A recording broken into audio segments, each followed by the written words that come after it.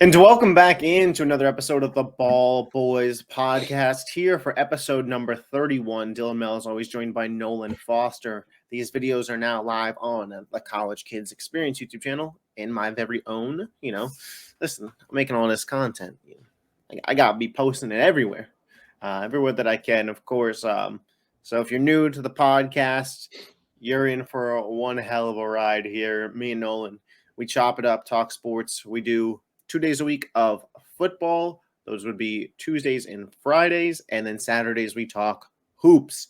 We got a lot to get into in today's episode. As always, Thursday Night Football recap is where we are going to start. It's been a long morning for me, personally. But, I'm going to get this out the way. Got to give a huge thank you to the sponsor, Coffee of Gods. Long morning.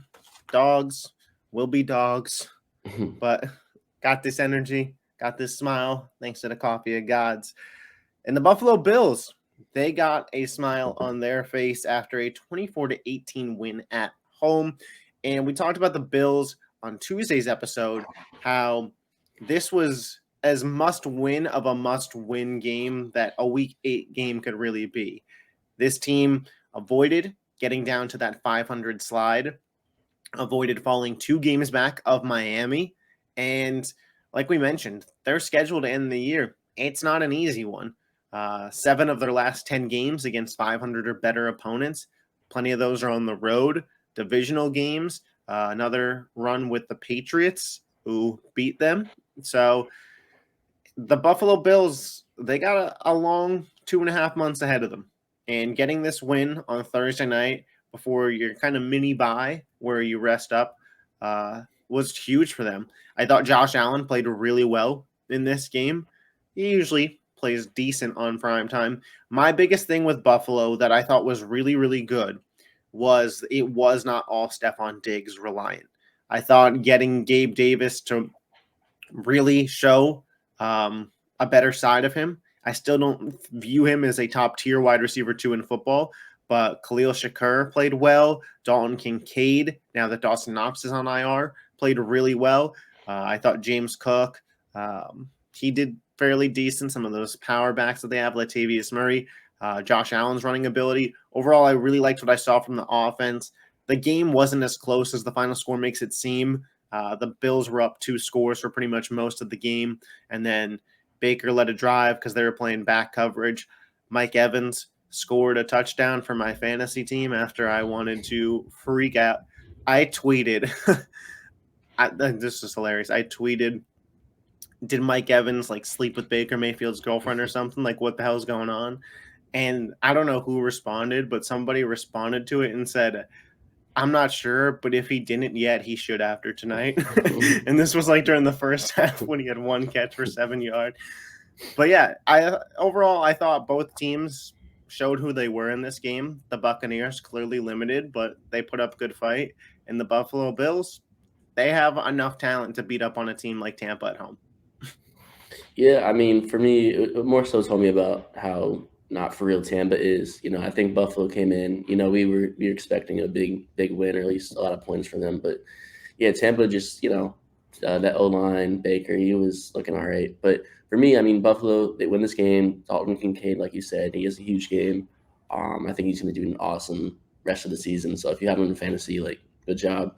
But yeah, I'm excited to see kind of how Buffalo kind of responds after this W. Like we said, they have a really tough schedule after this. So for me, I think going into the following weeks, they have to win at least probably 3 of the next 4 for me because that schedule. And also, too, Josh Allen, I think after last night, he is 5-0 on Thursday nights. Yeah, so Josh Allen, I think part of that is due to his ability to create when the play falls apart. Thursday Night Football, those games generally tend to be closer because there's less practicing, less scheming. And, Josh Allen, to his credit, when things go awry, he has the ability to make big plays. That first rushing touchdown wasn't a designed run, but nobody was open. He was able to find the hole and scramble in there. And it's just certain things that other quarterbacks can't do. But like you mentioned, next week, Sunday Night Football game, Bills travel to Cincinnati. That's not going to be an easy game. They get the long week ahead of it, and the Bengals have to go play the San Francisco 49ers. So it's about as good as you could ask for a scheduling base for a Bills win. So we'll see what happens there. Now, we normally hop right into a Sunday preview here, but since the trade deadline is this Tuesday, I want to just run through some of the rumors and kind of get your reaction to them. The biggest one that I really feel like is going to happen is Derrick Henry. I think he's going to be moved. Right now, it's looking very likely that he'll be moved to the Baltimore Ravens. I want to get the exact quote here. That way I don't mess it up. I can't find it. Oh, well. Derrick Henry, though, to the Ravens. Pairing him with that team at this point in the season, I've been calling for the Ravens to get a running back. But Derrick Henry and Lamar Jackson, RPOs, with those weapons, for you, I know you picked the Ravens to come out the AFC, but they're not currently the betting favorites. They're not currently the favorites that the Chiefs are. Would a Derrick Henry move push them ahead of the Chiefs for you? I think it definitely is a possibility. I think the biggest thing for me is with Derrick Henry on that team, it expands Lamar's running ability so much, I think.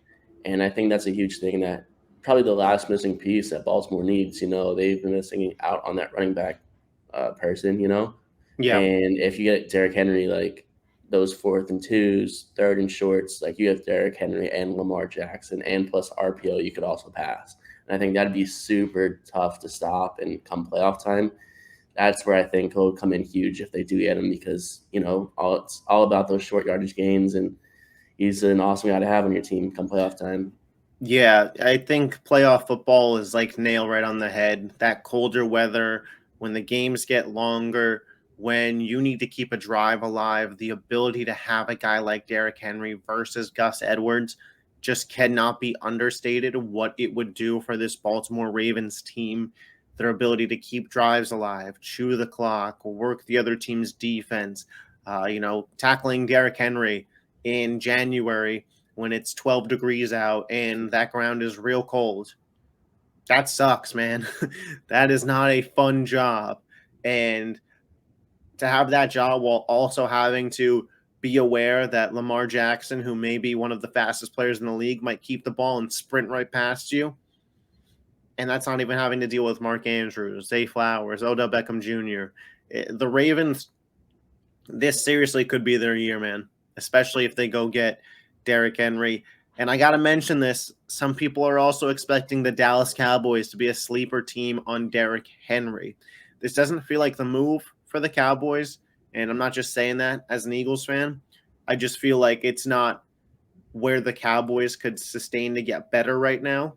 I think adding perhaps another pass catcher for Dak is more so where I would look. I think Tony Pollard's done fine as well. I think with the Trayvon Diggs injury, maybe adding another corner. For me, running back's not their biggest issue, but we know Jerry Jones. He likes to make big moves. If the Cowboys added Derrick Henry, where would they fall in your ranking of NFC teams? Versus where they are currently, I guess I should ask too. Because for me, they move from about 4 to 3. Honestly, they'd probably stay at 4. I think Derrick Henry on that team doesn't really move the needle too much.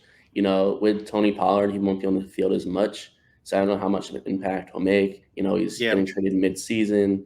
And I don't know. I just, like you said, like there's a lot more needs I think Dallas needs than getting Derrick Henry. So I'd be curious to kind of see if they did do that, how much they would pay for it when it's not really that much needed. Yeah, for sure. Other running backs on the market, potentially Austin Eckler.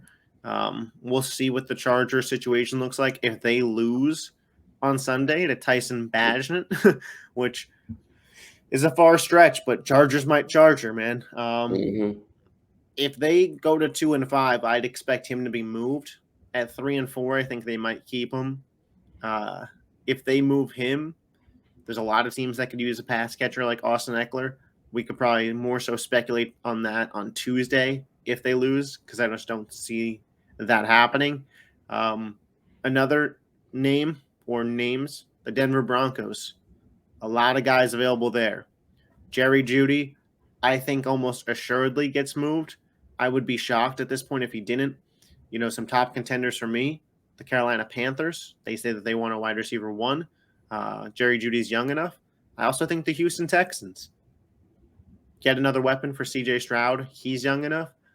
Where do you envision Jerry Jeudy playing football after the trade deadline? Is it Denver, or do you think he's on a new home? And if so, what's that new team?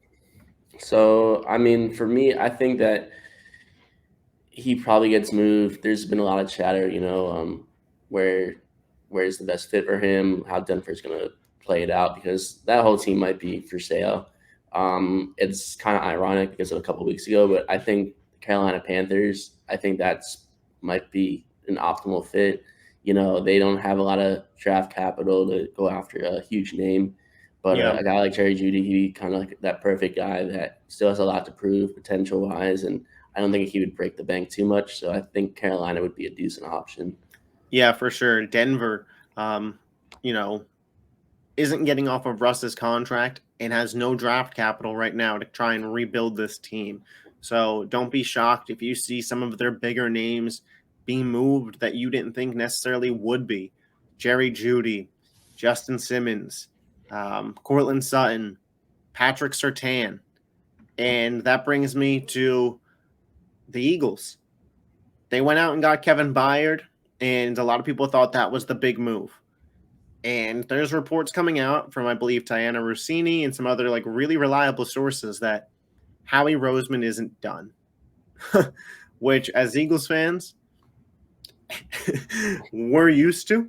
Howie, best GM in football by a mile, in my opinion. Him and Brett Veach are right up there. But where does Howie go next? Does Howie pull the trigger on a big-time splash to go get a Pat Surtain and give up a lot of the Eagles' future draft capital? Does Howie kind of make a smaller move? Does Howie continue to bolster the offense? We talked about Derrick Henry to the Ravens, to the Cowboys. A power back alongside DeAndre Swift isn't a bad thing. I'm not sure that Derrick Henry necessarily is where we should use our draft capital and money at the moment. But I'll promise you this, if I saw the trade come through on my phone, my reaction would not be as, oh, I'm not sure if we should have. King Henry. And just like any team would be uber excited. In your ideal world, what's the move that Howie gets done? And then what do you think actually happens? I mean, you probably said it. Patrick Surtain or a big time cornerback would be huge for them. Bradbury and Slay are awesome, but that injury stuff does worry me come, January, February. But it depends on the draft capital. It might be a lot to haul in. So I'm not sure if he does do that. I don't. For me, I think realistically, I don't think anything's huge. I think maybe like an extra linebacker, a gunner on special teams, maybe another running back. Nothing maybe huge like Derrick Henry, but somebody else. Kind of something small. Dalvin but Cook's available, and he's yeah, not just exactly making a ton of money. Small pieces, maybe another lineman, possibly just like stuff like that. Where I don't know if they go after another guy because Kevin Byard, getting him is freaking a lot bigger than people expect, and they haven't. The thing is, they got him so cheap though that while it's a big move, it didn't cost big move price. Yeah, and that's why I think the Eagles might still really be in. The Eagles this year have their own first round pick in 2 seconds. Next year, their own first round pick in 2 seconds. That's 6 picks in the top 2 rounds over the next 2 years for a team that's loaded. If the Eagles were to trade 3 of those picks for Pat Surtain, you'd still be in a good spot. And Denver, it's almost, if you're blowing it up and a team's willing to offer you 2 first-round picks over the next 2 years, even though they're going to be towards the back end, you don't have any. I don't know how you'd say no. I do know how you'd say no because, in my opinion, Patrick Surtain is the best corner in football. But I just don't think another team is giving you a better package. I also, and it would be so Howie, despite the Eagles not needing a defensive lineman. Chase Young, Brian Burns, those guys are on the market. And, Brandon Graham and Fletcher Cox aren't going to be here forever. Mm-hmm. Those guys could be Eagles for a long time past this year. While you'd have kind of a logjam for this season, a lot of people expect Kelsey, BG, Fletcher to hang it up after this year. And while you still have a great D line of Sweat and Carter, Davis, Reddick, having Brian Burns or Chase Young or Montez Sweat in that group would not be a problem. Now, I don't know if Washington's willing to trade those guys in division. I know my roommate is a Texans fan, and he's hoping for Chase Young to Houston. Chase Young and Will Anderson. Oh boy, that'd be a tandem. But there's a lot of potential trade rumors that could be happening. Personally, I'll be reacting to all of them on either this YouTube channel or on my TikTok. All the links are in the description. But let's move forward into the Sunday preview. This week of football, it's all right. There's some good matchups. There's some not so good matchups. Of course, we do the best bets portion of the show. So flag me down if it's one of the games you're betting. The first game I got here is Patriots Dolphins. I thought so. Jets Giants. All right, Jets are favored by 3 points in this one. The Jets are 3-3. The Giants are 2-5. Daniel Jones, I'm not sure if he's going to be back. He's been limited in practice this week. Yeah, probably not. I don't think they'll push him back on a neck injury. The Jets coming off a bye week. The toughest part of their schedule is over. And I think the Jets win this game, man. I think the Jets defense, we've seen what they've done to the likes of Jalen Hurts, Patrick Mahomes, Josh Allen. What are they going to do to Tyrod Taylor, man? Yeah, I mean, Tyrod Taylor has been playing good since he's been in the quarterback. I think a lot better than Daniel Jones stat-wise. But like you said, that Jets defense is no joke.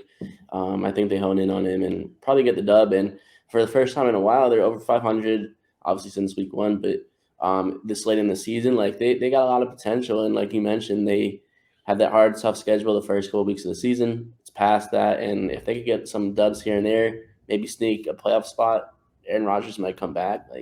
That would be crazy. Yeah, medically, from everything I know, I don't expect Rodgers to come back. I won't rule it out, but I think this is Zach Wilson's team for the season. Mm-hmm. And I think Zach's played good. I think Zach has done enough with the roster around him to be a playoff team, be right there on the edge. I think if this team was in the NFC, they'd for sure get in. I think this team could win the NFC South. Not that that's saying a whole lot, but, the defense is elite. It's top 5 in football. You have weapons like Garrett Wilson and Breece Hall. Breece Hall, who has seemed to have recovered from that ACL injury over the last 2 weeks. He has been uber dominant. Then they go on the bye, just another week of rest for him. Sauce Gardner should be back this week from that concussion. I like the Jets in this one. For the Giants, listen, we called, this wasn't any revolutionary take that we had, but we said that the Daniel Jones contract was a mistake, and it's proving to be a mistake. This team wasn't winning with him, isn't going to be winning without him, and Saquon Barkley, I don't know why he wants to stay there.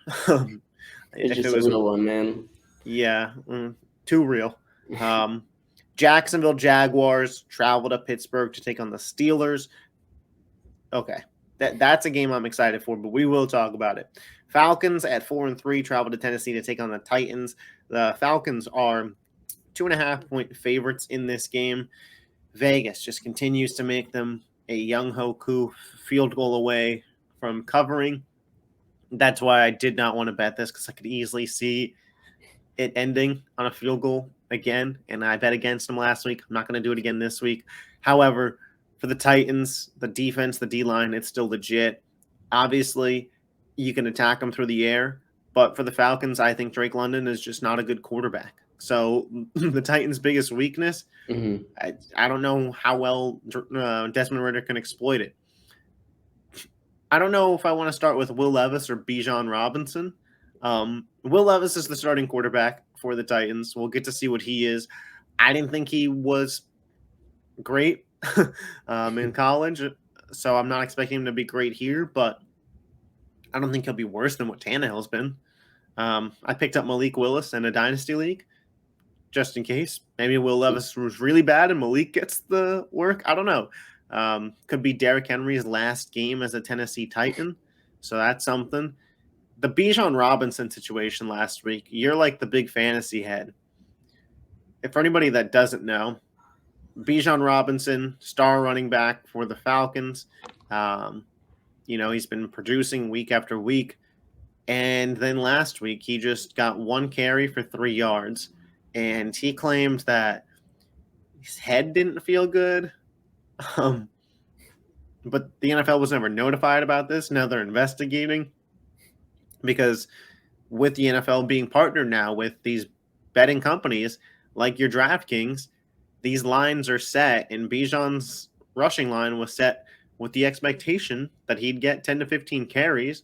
There was no injury on the injury report. There was no news before the game of Bijan feeling ill. And you kind of wonder, like, what the hell happened? Falcons went on to win the game, but does this Bijan situation worry you week to week? Do you think he was just in the doghouse last week and is fine this week? Or is there some realness to this? Or do you think maybe he did just have a headache? I don't know.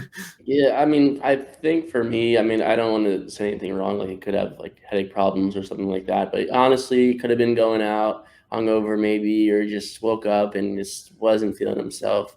I think more so the blame goes on Arthur Smith. That guy has been absolute travesty to fantasy football. And I just traded for Bijan Robinson, so I'm glad to kind of see how this goes. But I think it's more so on just the coach. Like, he's just an ass. And as you can see, like, the team, it's playing well, but it's not at its full potential. And I think it's because of him. I think it's because of Desmond Ridder. Well, yeah, he sucks too. But like, even if you had a good quarterback, I think Arthur Smith would still hold that team back.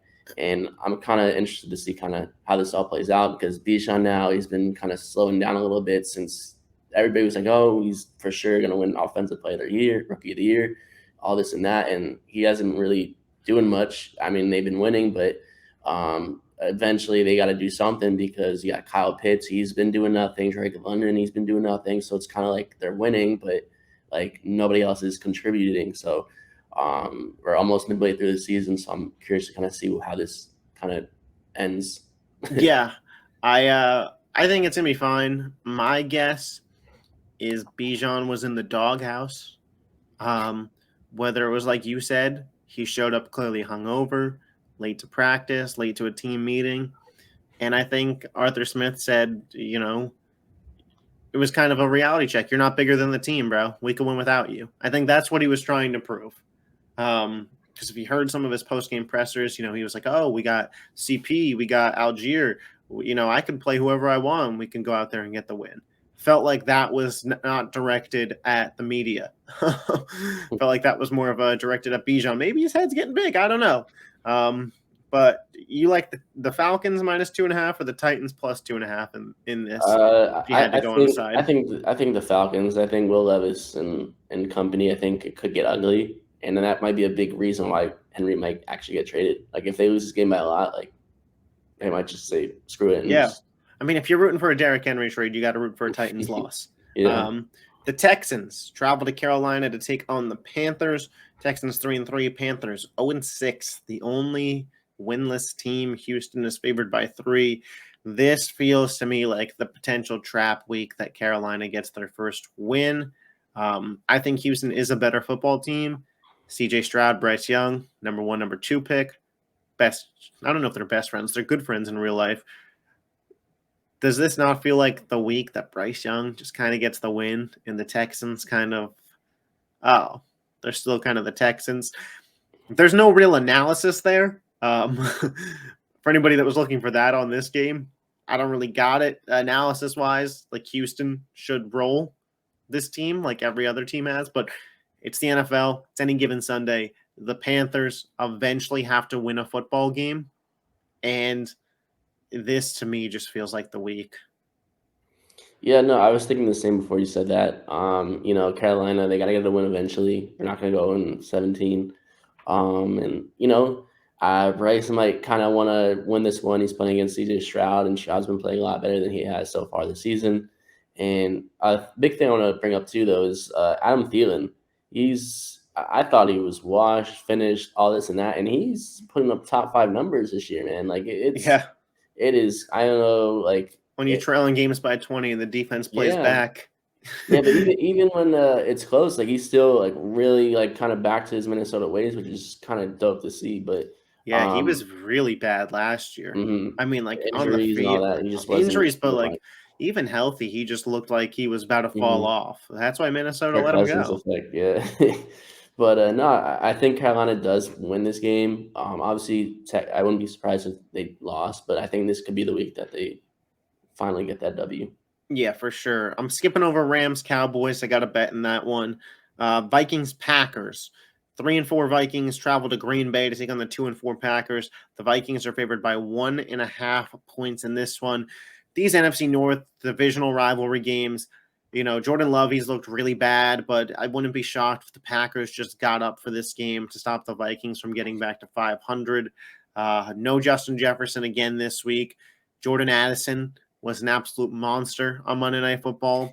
The Vikings, the worry for me is the Vikings, not a good team, coming off of probably their best win of the season over the 49ers. Do they come back to life and lose this game in Green Bay in like a 16-13 walk-off field goal ending? Nobody would be shocked if that happened. I believe y'all have Jair Alexander shadowing Jordan Addison. So talk about a test for the rookie. Yeah, I'll be interested to see this. The Vikings, though, if they win this game and get to 4-4, I could see them being buyers at the trade deadline. It was interesting. We found out. I saw a report online, and take this with a grain of salt. It wasn't from Schefter. It wasn't from Rossini, Pelissero, Rappaport. It wasn't from anybody. I saw a report online that Howie Roseman had a deal in place for Harrison Smith before the Bayard deal. And I saw that the deal fell through. It was going to be like a similar deal to the Bayard one, except, and this just shows you the nickeling and diming that Howie does. The deal fell through because the Vikings asked for an additional 6th round pick, and then Howie hung up the phone. That's the report that I saw. I don't know how true that is, but maybe the Vikings aren't buyers. Maybe, the Vikings were hoping Kirk Cousins would waive his no trade clause. I don't know. I think that this is a team that honestly should trade back for Dalvin Cook. He's on the market. He'd be the best running back on the team. They're 4-4, competing for a wild card spot. Kirk Cousins played really well in prime time. They're 4-4 if they win, right? So if they lose, I guess maybe just stand pat and figure it out because Kirk's not waiving that no trade clause. But the Vikings are an interesting case, and the Packers, man, Jordan Love ain't it. We'll give him a full season. Maybe he'll turn it around. But I just don't believe in this Packers offense. I'm hoping Aaron Jones has a bounce back game, but I don't know. It's not a fun game. Yeah, I'm actually glad that trade fell through. Apparently, like I think Bayard's a lot better of a fit for us. Like he's a ball hawk and he's from Yeah. Philly. He has that Philly roots. Like he That's knows why what I it kind takes. of questioned the report that Yeah, Howie was preferring Harrison Smith to Bayard was the implication of that report, and I kind of thought, I don't, and I feel like Howie wouldn't. yeah. So glad that happened if it did. But for me, I think Minnesota wins. I know they're off a big win, but I can't trust Green Bay or Jordan Love right now. Like they have to show me something. They just lost to Denver. That was embarrassing. And Jordan Love, I mean, he's not the guy, and I don't think he will be the guy. So I'm curious to kind of see how he plays and responds because he hasn't looked good all year. Besides, I think that one game was early on in the year. I forgot who they played, but besides that, he has been doing nothing. So he's got to show something soon. So Yeah, for sure. We got a battle of 2, 3, and 4 teams. Saints, Colts, even pick'em game. For me, this has the makings of a shootout, similar to like we saw last week with the Browns and the Colts. My favorite bet in this game is the over. The Colts can't stop anybody. The Saints, they've got weaknesses out there. I would probably lean New Orleans to win just because I think their defense is a little bit better. Alvin Kamara is going to have a monster day. Chris Olave, reckless driving and all, should be out there, should be fine. This is a game that Derek Carr needs to win. The Saints paid you to be their guy. Some agreed with it, some didn't. Winnable NFC South division still. The Falcons, they're not special. The Buccaneers, they've come back to life. The Panthers, already in the rearview mirror. So far, you can't see them. This is a game that New Orleans needs to win. Their expectation is to win this division. And right now, they're not living up to that. For the Colts, Anthony Richardson done for the year. You see what you could do with Minshew Mania. But ultimately, they're looking way further ahead. I think the Saints should go out there and win this game. But because it's New Orleans, I could not bring myself to bet it. Where are you at? Yeah, I mean it's close because the Colts have been playing awesome. Shane has been kicking ass so far since he's gotten to Indy, and Minshew. I mean, he played well last week against a really good Browns defense. So obviously they're a lot better than the Saints. So like you said, it could be a huge shootout. And I don't know. I go back and forth, but I think I would lean with the Saints. It does scare me that the Colts are at home, and they're just playing really good football. So. Derek Carr better get it together like ASAP, or else he's might be a goner even with that contract. So I'll take New Orleans, but I'm not confident in that. Yeah, I feel you. I'm skipping over Eagles, Commanders, and Browns, Seahawks. I got both of them in my bets. Ravens, Cardinals. Ravens on the road, favored by 9.5. We don't have to spend a ton of time on this. Lamar Jackson should have a field day. The only reason I'm not betting it is because a 10-point line with it back to recover at home for the Cardinals kind of worries me. Mm-hmm. And I also wonder if the Ravens are looking ahead to hosting Seattle, hosting Cleveland, and hosting the Bengals over the next 3 weeks after this game. And kind of it's a foot off the gas. Are we getting Derrick Henry? I just worry that their heads aren't fully in the game. They have enough talent that I think they should win, but I don't know if they should dominate.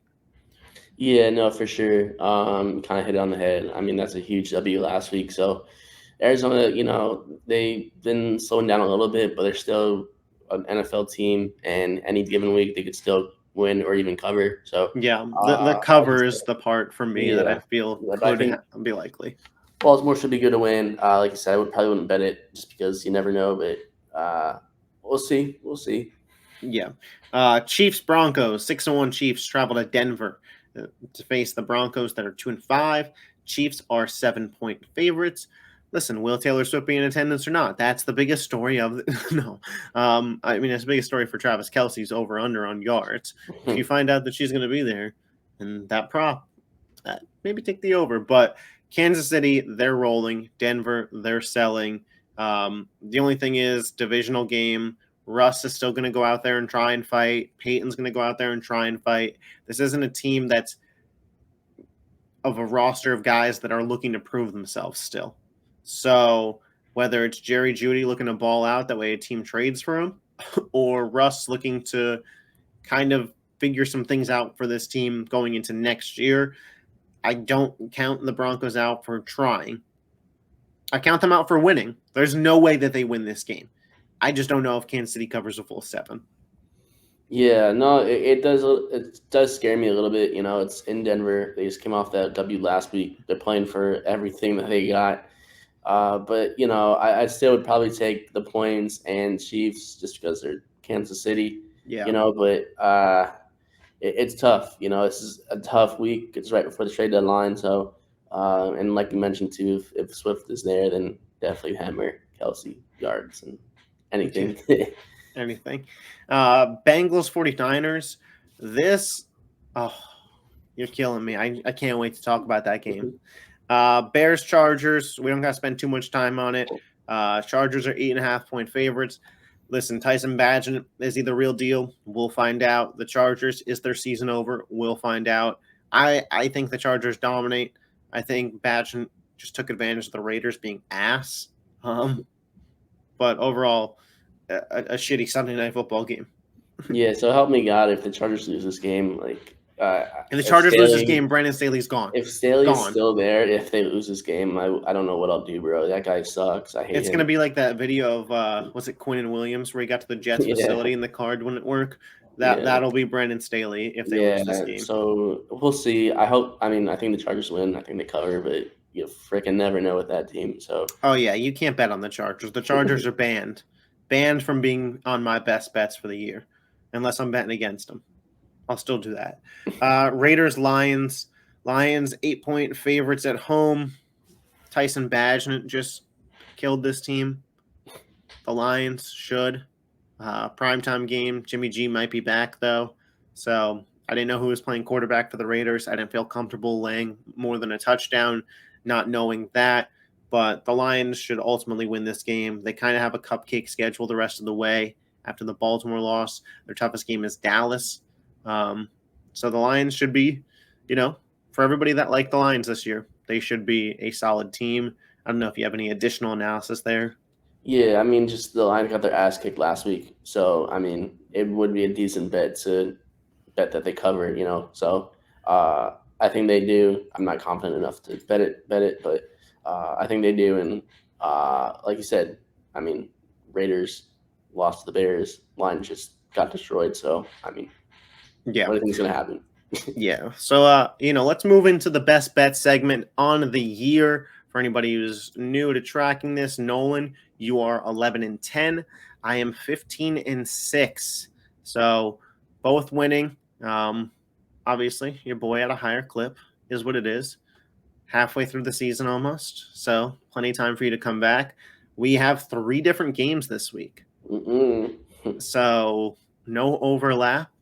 For anybody that is new to the show, we don't discuss what we're betting beforehand. That's why I have him wave me along. So, Nolan, walk us through your best bets for the week. All right. So I have Dolphins over the Pats -9.5. They just lost that game to the Love it. Eagles last Sunday. And, there's a lot of talk, this and that. Patriots. I don't know if I was going to say Pats or Patriots. Patriots, they just came off the good, huge W last weekend at home. And Miami at home is a different breed, them coming down south. Like I mentioned, they just lost a game to the Eagles. And like you saw against, I think it was Carolina, they came off that brutal loss against the Bills. And then the next week, it was like the line was like 14.5. You're like, oh, are they going to cover this and that? But, bro, they're going to cover. Even so, I mean, you got the Pats. They got a lot of injuries on defense, so they can't stop Tyreek Hill as much as they did the early on in the season. Yeah. So give me the Dolphins -9.5 there. I think I'm pretty confident in that. Yeah, I love that. I love that bet. Mm-hmm. The Dolphins are a good team off of a primetime loss, and the Patriots are a bad team off of their best win of the season. The median evens out, and we've seen this year the Dolphins are a different breed at home. In Miami, this team is comfortable. This team's offense moves a lot better. And, yeah, I couldn't, it just didn't make my cut, but I love the pick. Yeah, so next game I got is Jaguars -2.5 over the Steelers. I know it is in Pittsburgh, but that line is super low. I think Jacksonville last week too. It was like 4, or maybe the week before is against the Colts, I believe, and they did fine with that. So I mean, Pittsburgh, they cannot stop the pass, and Jacksonville, that's pretty what they're special in. So I think 2.5 is super, super, super low. I guess because Pittsburgh's at home, they came off that big W last weekend, but Jacksonville, this is a big week for them. If they get a big win on the road in Pittsburgh, that'd be a huge, huge get for Trevor Lawrence and company. So I'll take Jacksonville there. And I worry about that one. Yeah, Pittsburgh. I don't know. Dude, I was having a conversation with a Steelers fan, and I was like, "Oh, big win for Pittsburgh." They're like, "Yeah." I said, "I don't understand how you guys win these games," and they're like, "Me neither." And I'm like Kenny Pickett, not that impressive. The passing game, not that impressive. Najee Harris, not that good. The defense, TJ Watt's great, but they get God sometimes, and somehow they leave every week with a win. Mike Tomlin is a Hall of Fame head coach. That's the bottom line there. TJ Watt, Defensive Player of the Year, MVP candidate at this point. So I just worry that the Steelers are going to do what they do. Yeah. And let's go out and win football games. I think it'd be huge for Jacksonville, though, if they won this game. A real big statement to move to 6-2. They're right up there with Kansas City at that point. Baltimore, I think they enter that conversation. If they can go on the road in Pittsburgh and win, they enter that. Is this team a Super Bowl contender conversation? Mm-hmm. Yeah, because Baltimore, even they couldn't do that. Yeah. So you said that Pittsburgh's susceptible to the pass. Mm-hmm. Is Calvin Ridley going to have a good fantasy week? But I hope so. If he doesn't this week, then you're kind of shit out of luck because you cannot trade him if he doesn't perform after this week. So I'm gonna hope. Please, and pray Calvin. that he does. Please, Calvin. I think he does. Like that game in London, he snapped. So he definitely has some potential. It's just I think the biggest thing. I saw the stat. I think if Zay Jones plays, his numbers skyrocket, and when he doesn't, his numbers go down. So I think if Zay Jones plays. Against, especially this Sunday, he's gonna pop. Zay Jones takes some of that downfield attention away from Calvin, and when Kirk plays, it's just a lot of the underneath stuff is more open because the defense targets Calvin Ridley. Yeah, so hope and pray that he plays. Last bet of the week, I got Cincinnati +4 and San Francisco. I honestly think that they win this week. I think the Bengals win outright. Brock Purdy, he's in concussion protocol. Even if he does play, I don't think it's going to be 100%.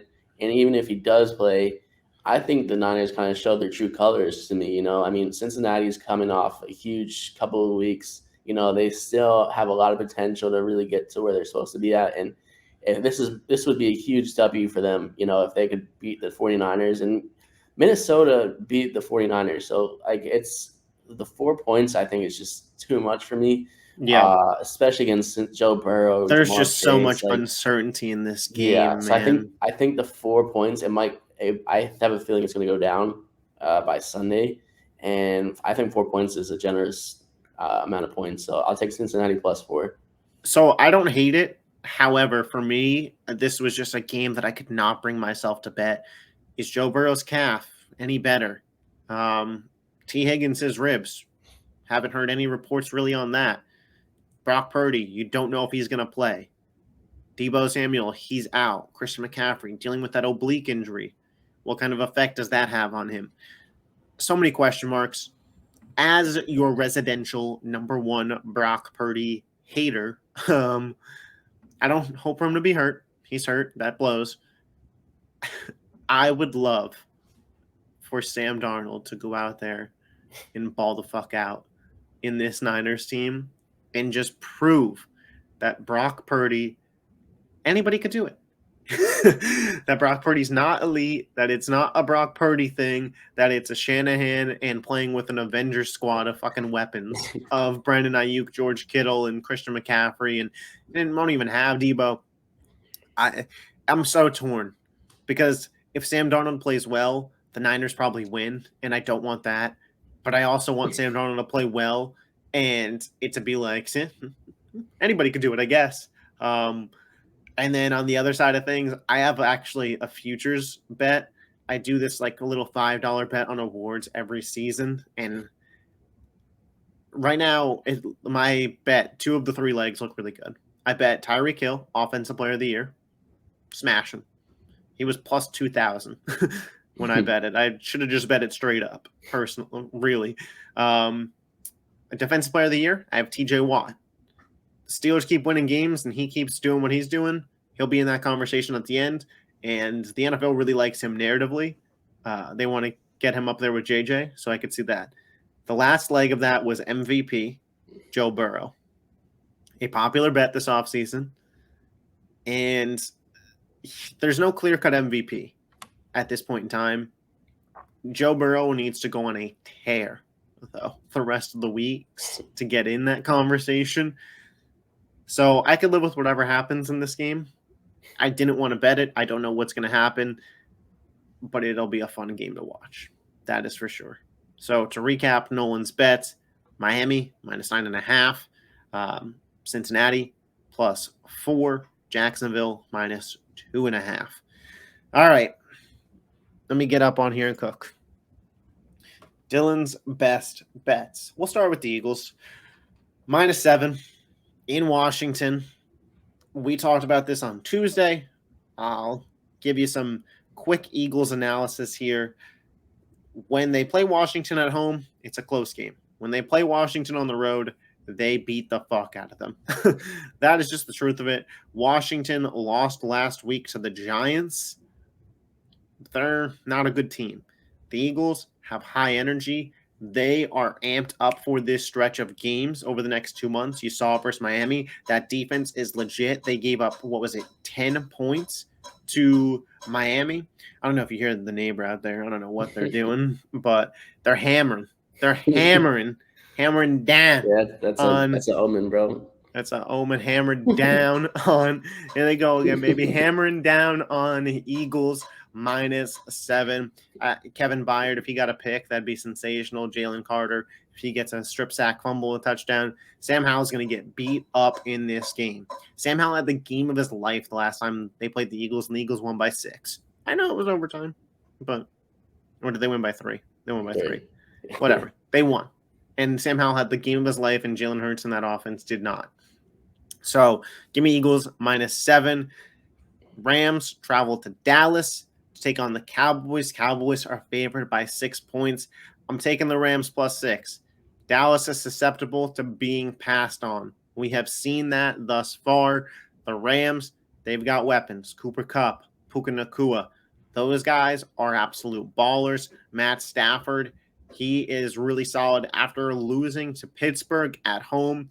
This team's kind of in a position where they need this game, probably more than Dallas does. They're the more desperate team. They have the better quarterback. They have the better coach. I'll take them +6 points. And then the last game I have, the Cleveland Browns travel to Seattle.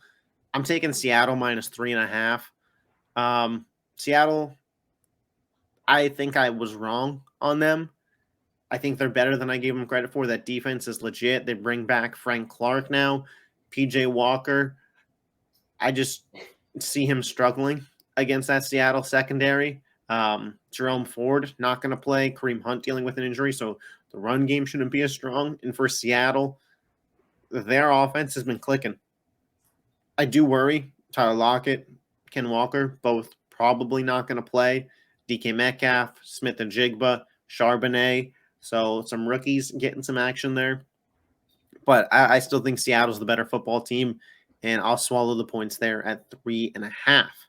So to recap, Eagles -7, Rams +6, and the Seahawks -3.5 for a winning week.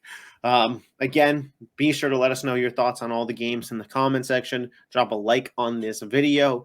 For all of your for real betting inquiries, give a follow to the College Kids Experience Twitter, link in bio. Sponsored again by the Coffee of Gods. Got me through this episode in my hectic morning. We will see you guys tomorrow for some hoops. Till next time, peace. Deuces.